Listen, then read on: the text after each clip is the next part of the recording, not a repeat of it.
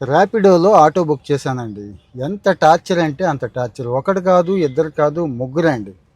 Tip ఏమైనా ఇస్తే, అడిషనల్గా ఛార్జ్ ఏమైనా ఇస్తే వస్తాను, లేకపోతే క్యాన్సిల్ కొట్టండి రైడ్ అంటాడండి. ఏం చేయలేని పరిస్థితి. ఆల్మోస్ట్ ఆల్ గంట పోయిందండి. గంట పోయింది. ఆలోచించండి ఒక్కసారి.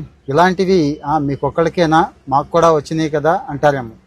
ఇలాంటి సమస్యలు వచ్చినప్పుడు పరిష్కారం మనమే చేసుకోవాలండి. ఎవడు మన కోసం చేయడు. దయచేసి ఇలాంటివి వచ్చినప్పుడు స్పందించండి. ఎలా అంటారా? నేను ఒక నెంబర్ ఇస్తున్నాను చూడండి.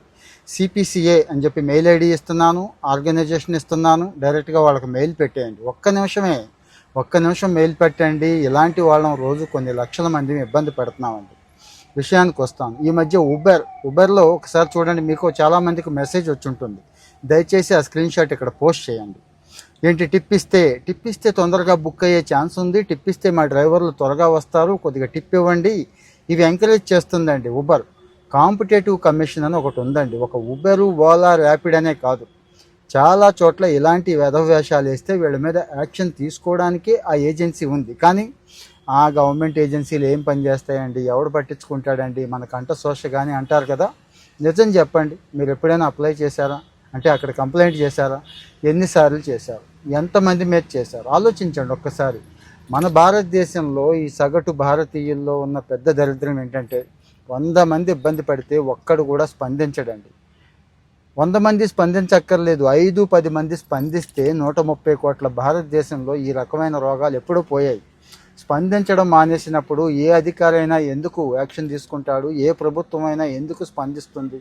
సో జనం ఇబ్బంది పడుతున్నారు ఈ విషయంలో అని తెలియచేయాల్సిన బాధ్యత మనది. మనకేమో ఎంత టైం అంటే అంత టైం దీనికోసం పెడతాం. కానీ ఒక్క నిమిషం ఈ రీలు ఆపి, ఇక్కడితో ఒకసారి అక్కడికి వెళ్ళి మెయిల్ ఓపెన్ చేయండి. ఆ మెయిల్లో పెట్టండి. మీకు ఈ ఎక్స్పీరియన్స్ ఉంటే మెయిల్లో పెట్టండి. ఆ వచ్చిన స్క్రీన్ షాట్ ఉంటుంది కదా, ర్యాపిడో వాడో ఊబర్ వాడో పంపించింది పెట్టండి. మీ ఎక్స్పీరియన్స్ పెట్టండి. రైడ్ క్యాన్సిల్ అయినా ఉంటుంది కదా, జస్ట్ ఒక 4 లైన్లు రాసి పెట్టండి. ఎంతమంది పెట్టగలుగుతారో చూద్దామండి. మరి మనం ఏమీ రెస్పాండ్ అవ్వకపోతే మన కష్టం అయితే ఎవడు తీర్చడు. అంటే ఒక ఎక్కువ ఛార్జీలు వసూలు చేయడం దగ్గర నుంచి అన్ని చోట్లనండి, నాట్ ఓన్లీ ఓలా ఇవే కాదు, కాంపిటీషన్ కమిషన్ అనేది ఎందుకు పనిచేస్తుందో తెలుసా? మన హక్కుల కోసం.